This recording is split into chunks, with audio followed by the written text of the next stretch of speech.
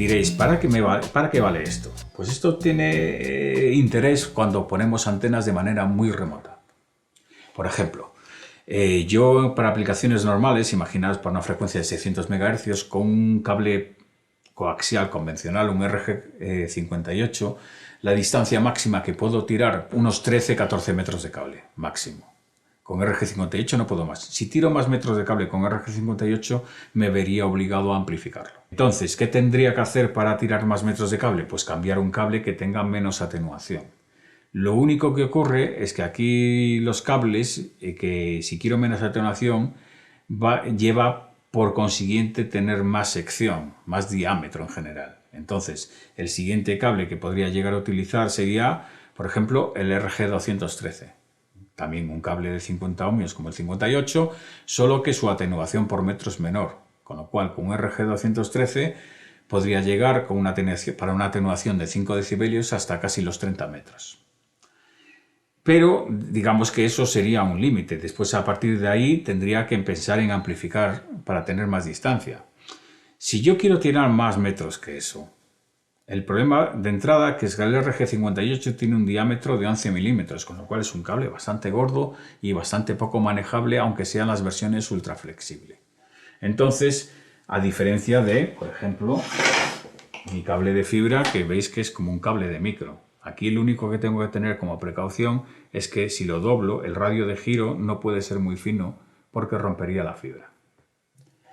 Entonces, en esa tesitura de que digo, tengo que poner las antenas a 100 metros de distancia o algo así, sinceramente con cable yo lo veo bastante inviable. Entonces ahí es donde deberíamos pensar irnos a sistemas de este estilo.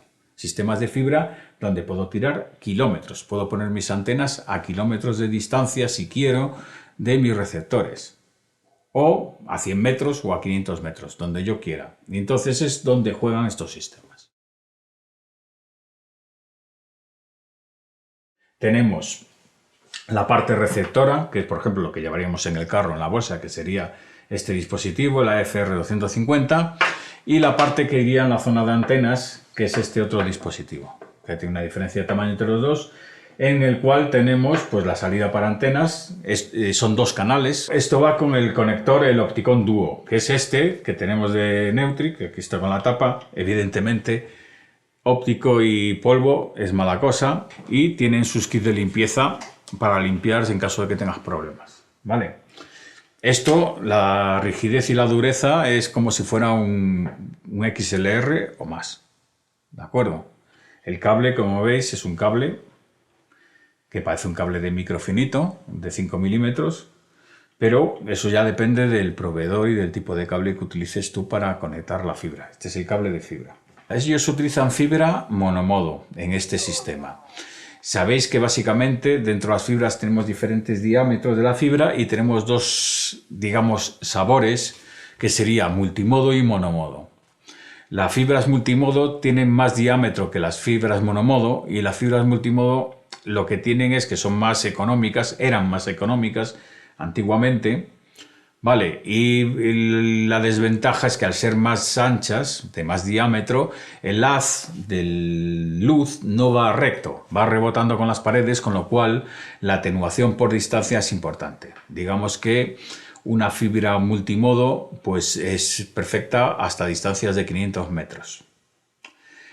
En cambio, en las monomodo, que es mucho menor el diámetro, el haz va muchísimo más recto, no va rebotando en las paredes, depende del diámetro, y entonces la atenuación por distancia es muchísimo menor. En este caso utilizan monomodo y esta lo que tiene de particularidad es que tiene una atenuación de medio dB por kilómetro, con lo cual podemos hacer tiradas de 10 kilómetros con este tipo de cable y tener una atenuación de 5 decibelios, que no es extremadamente significativa. El sistema, ya os dije, va con fibra monomodo, ¿de acuerdo? Y va en la parte que vamos a poner nosotros con nuestros receptores y la parte que vamos a poner nosotros con las antenas. En la parte de las antenas, este dispositivo que tenemos aquí sería donde conectaríamos las antenas. Como veis, tenemos antena A y antena B, porque es un sistema Diversity, ¿vale? La salida óptica y la de alimentación. Esto tiene unas pequeñas opciones. Las opciones se cambian en este dispositivo simplemente cuando lo arrancamos. Lo vuelvo a enchufar, apretamos estos son botones de membrana, aprieto el de A y lo conecto. Fijaros que se pone esto a parpadear y en este momento puedo coger y cambiar. Esto sería añadirle un atenuador de 10 decibelios a la entrada de antena. Esto sería darle alimentación de 12 voltios. Tiene posibilidad de tener una alimentación de 12 voltios hasta 200 miliamperios para alimentar amplificadores de antena o antenas activas. Vale, y tengo un atenuador de 10 decibelios. Si os fijáis, tengo este emisor aquí. Si lo tengo cerca, veremos que estamos en saturación. Como veis, en el arranque, si aprieto la A, puedo poner el atenuador. Y si estoy ya arrancado, pues aquí puedo enchufar la alimentación de antenas, que sería lo que ponéis de CFIT, pero en este caso tengo una antena pasiva y no le hace falta. Y aquí también la encendería de la misma manera. Con lo cual, ya está el atenuador, dejo que se abandone el modo, al cabo de unos segundos va a volver a su modo habitual, con lo cual ya está. Ahora puedo poner el emisor cerca de la antena y al tener el atenuador ya no estoy en saturación de RF, ¿de acuerdo? La saturación de RF es tan mala como tener muy baja RF. ¿Qué quiero decir? En la mayoría de los dispositivos, cuando tengo demasiada radiofrecuencia, saturo la entrada del receptor y tampoco tengo una buena recepción, ¿de acuerdo? Es por defecto y por exceso, por ambas cosas. Entonces, esto sería en forma de controlarlo, con lo cual tenemos unos indicadores y también tenemos unos indicadores en el frontal de la parte receptora de fibra. Este dispositivo sería el receptor de fibra y la salida de radiofrecuencia para nuestros dispositivos. O sea, es el convertidor de fibra a radiofrecuencia. El otro era radiofrecuencia a fibra, el grandote, y el pequeñito sería el que tendríamos, por ejemplo, en nuestro carro o en donde tenemos nuestro rack de receptores. Vale, si le vamos a la parte de atrás, tendríamos una conexión de ST de fibra, ¿vale? Y las dos salidas de antena. Y la alimentación sería con un conector IROSE de 10 a 18 voltios. En la parte frontal tenemos una pantalla OLED que tiene unos pequeños indicadores, unos LEDs y también tiene unos menús. Los LEDs sobre todo son para indicarnos si tenemos saturación de radiofrecuencia, por ejemplo en el caso veis que estoy saturando porque tengo el transmisor al lado de la antena, ¿de acuerdo? Y me indicaría que tengo demasiada radiofrecuencia en el medidor. El otro no lo tengo conectado, por eso no me indica nada. ¿Lo veis?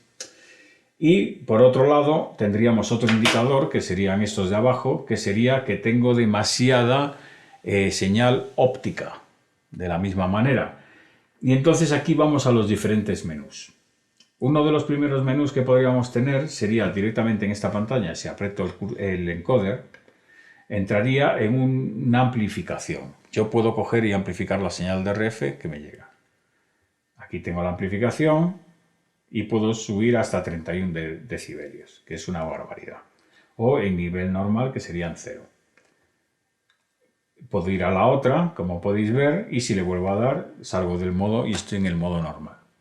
Por otro lado, si aprieto el botón, el encoder que tengo aquí, entraríamos en la forma de que tendríamos un atenuador.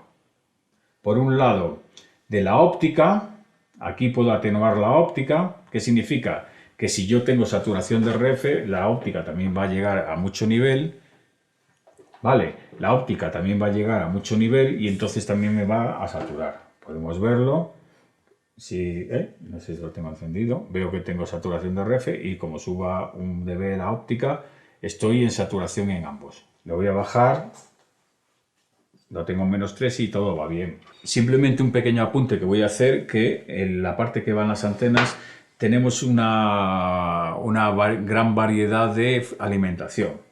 Podemos trabajar desde 9 voltios hasta 36, con lo cual cualquier sistema que podamos darle a la alimentación nos valdría.